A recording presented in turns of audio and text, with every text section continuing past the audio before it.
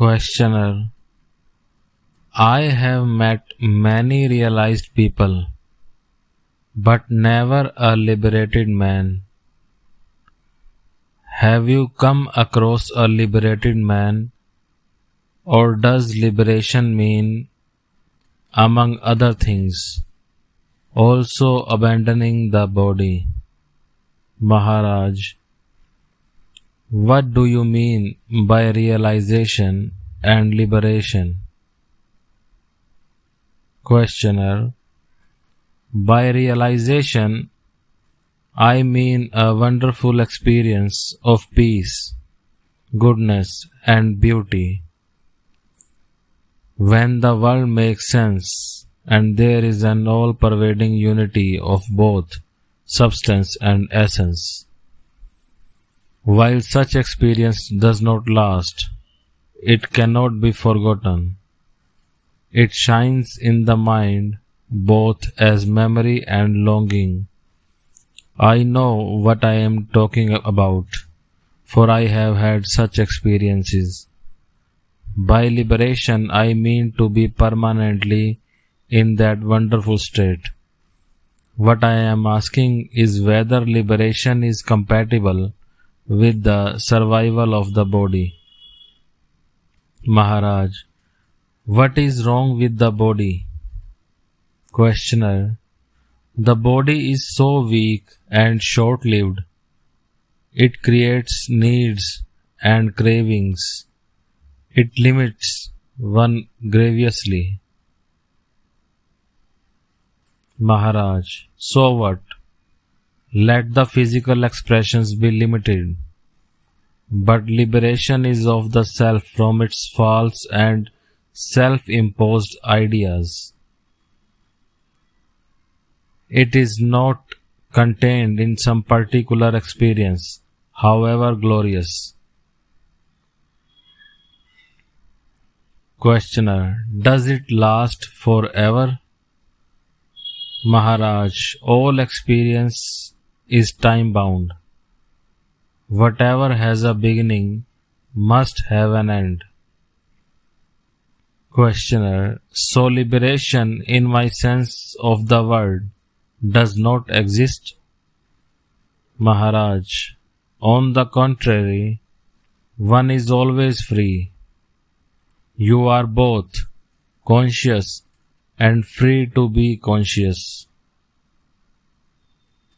Nobody can take this away from you.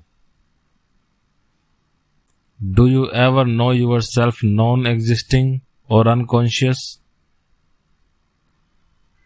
I may not remember, but that does not disapprove my being occasionally unconscious. Why not turn away from the experience to the experiencer and realize the full import of the only true statement you can make: I am? How is it done? There is no how here. Just keep in mind the feeling I am. Merge in it till your mind and feeling become one.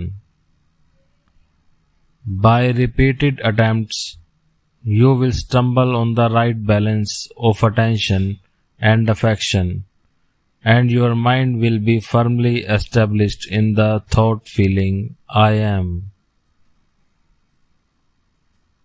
Whatever you think, say, or do, this sense of immutable and affectionate being remains as the ever-present background of the mind. Questioner: and you call it liberation? Maharaj: I call it normal. What is wrong with being, knowing, and acting effortlessly and happily? Why consider it so unusual as to expect the immediate destruction of the body? What is wrong with the body that it should die?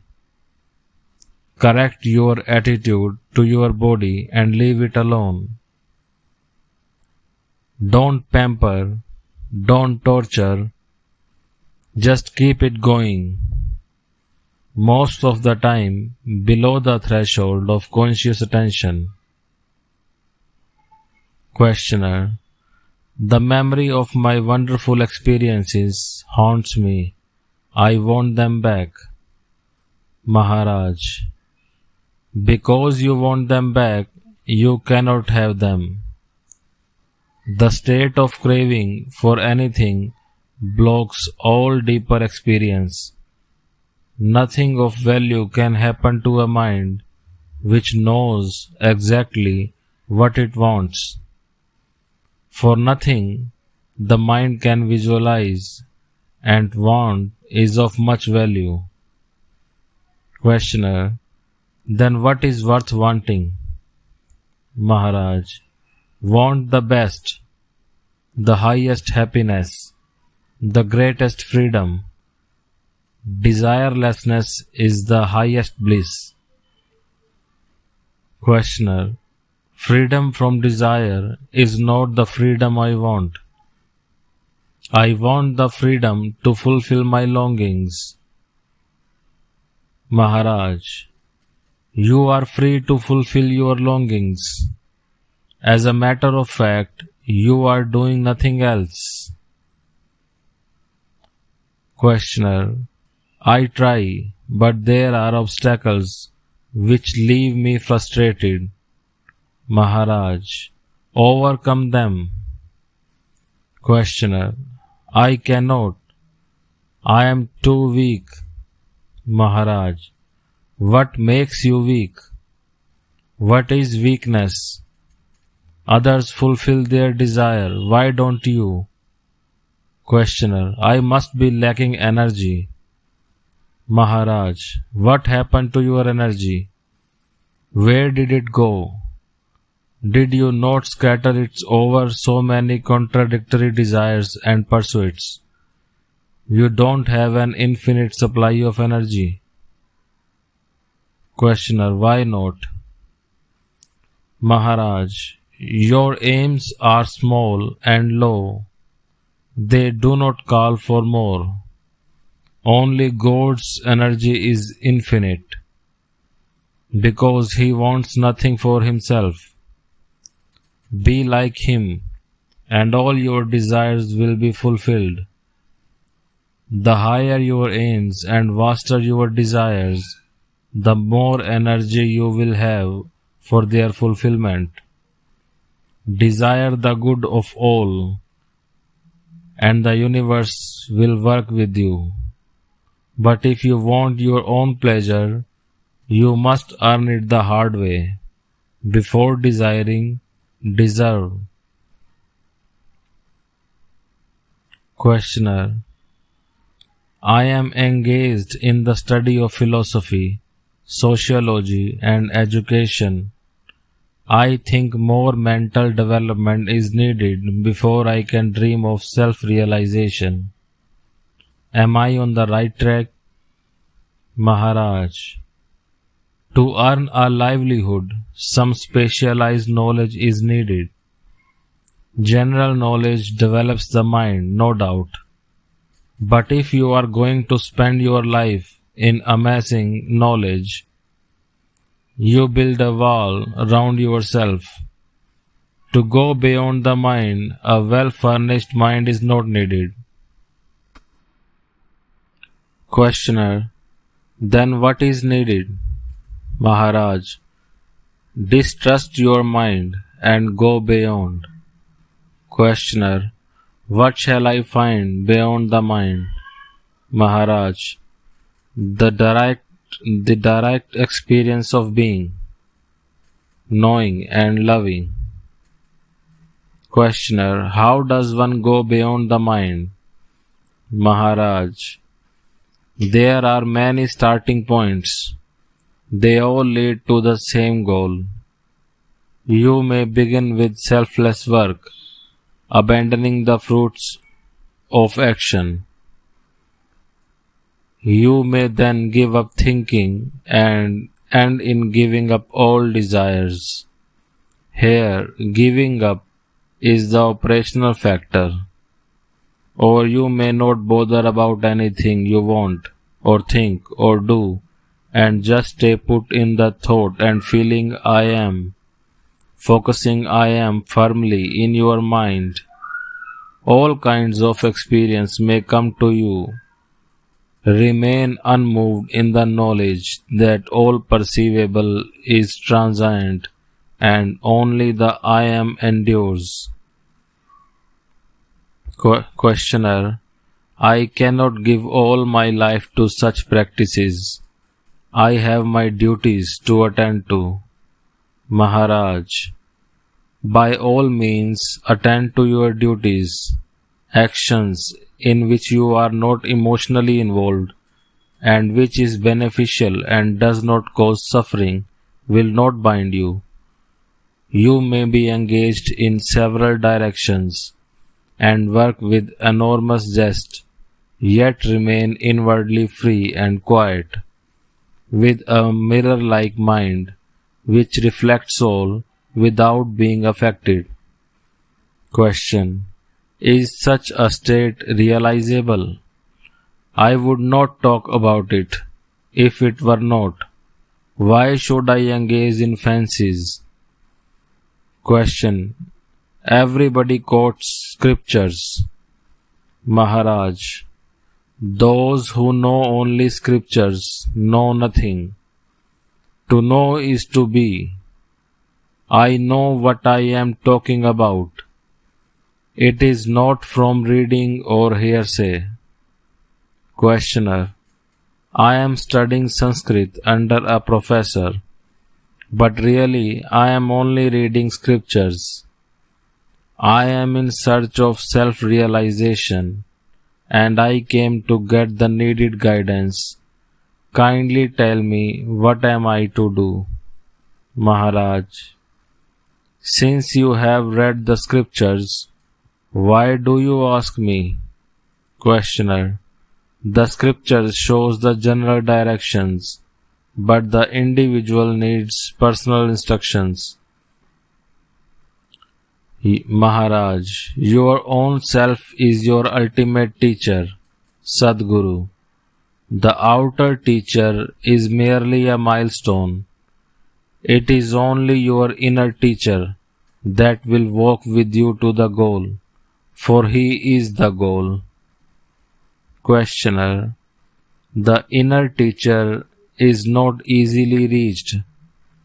Maharaj: since he is in you and with you, the difficulty cannot be serious. Look within and you will find him. Question: when I look within, I find sensations and perceptions, thoughts and feelings, desires and fears, memories and expectation. I am immersed in this cloud and see nothing else.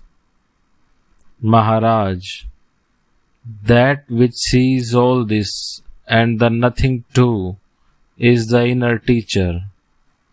He alone is, all else only appears to be.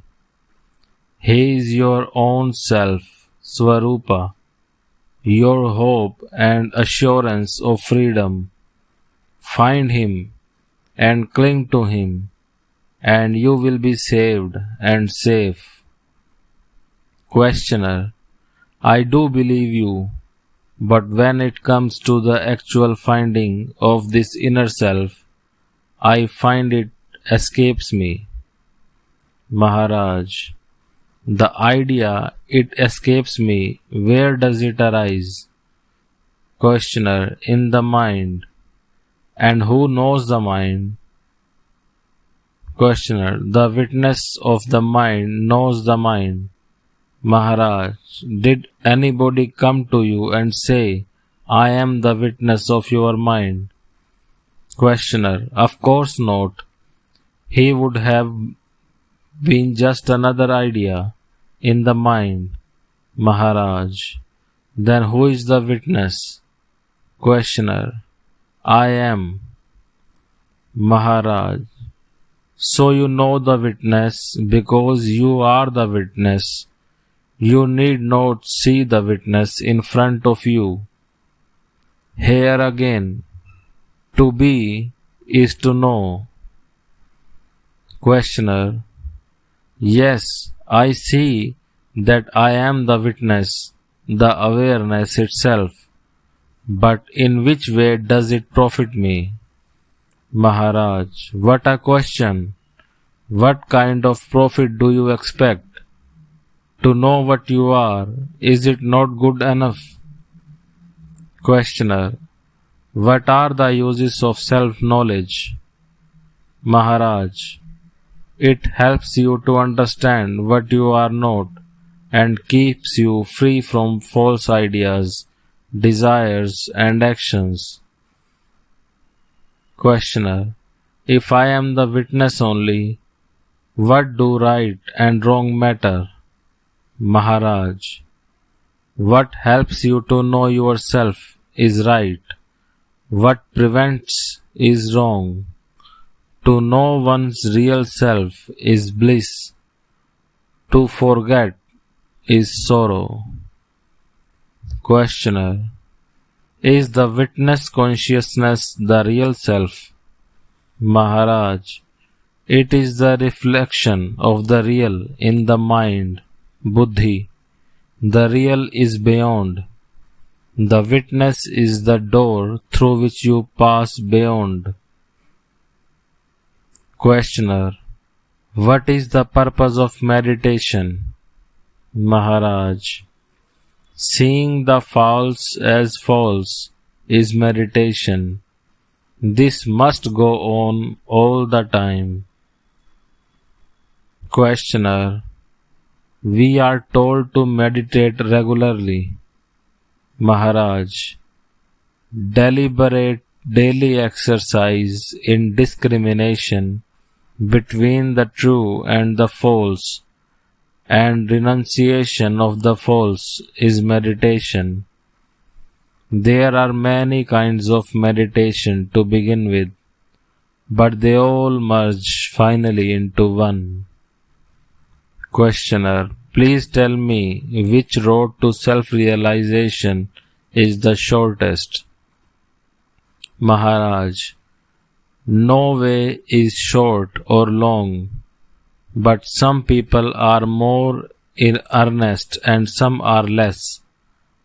I can tell you about myself. I was a simple man, but I trusted my Guru.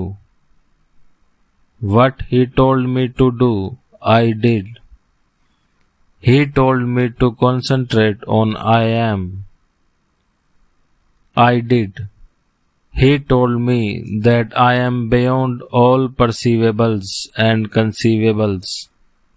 I believed.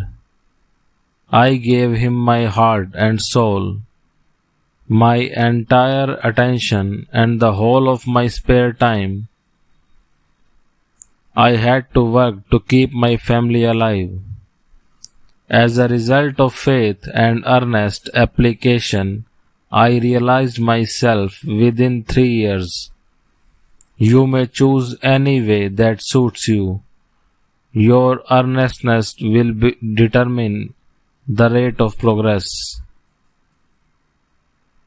Questioner: No hint for me. Maharaj: Establish yourself firmly in the awareness of I am.